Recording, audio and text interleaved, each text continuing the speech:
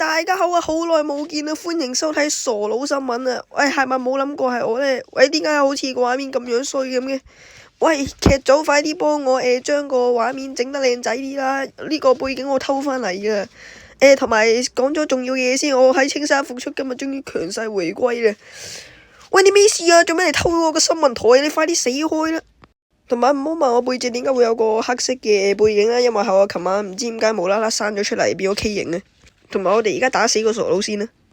嗱，呢個影片係冇任何打鬥畫面嘅，適合冚家一齊睇嘅，大人細路都啱睇㗎，唔好舉報啊！鏡頭一轉，我哋即刻跳咗返嚟。咁我哋即刻開始呢一則新聞啦。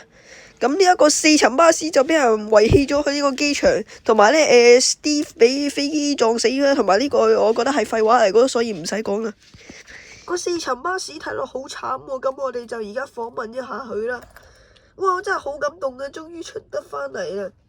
你知唔知自己喺邊啊？我唔知啊，好似俾人話掉喺機場隔離喎。唔係咯，而家喺廢車場啊！咩話喺廢車場？嗰個九運巴士唔要我啦。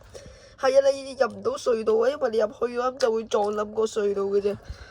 同埋呢，咁我就喺度安息等候下半世人生啦。喂，咪住，點解好似又有啲奇怪咁嘅？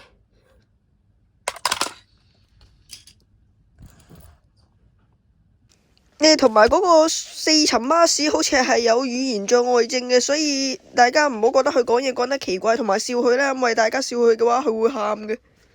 今日嘅新聞報道完畢，請大家之後繼續再支持同埋收睇雷神號1號巴士台，再見。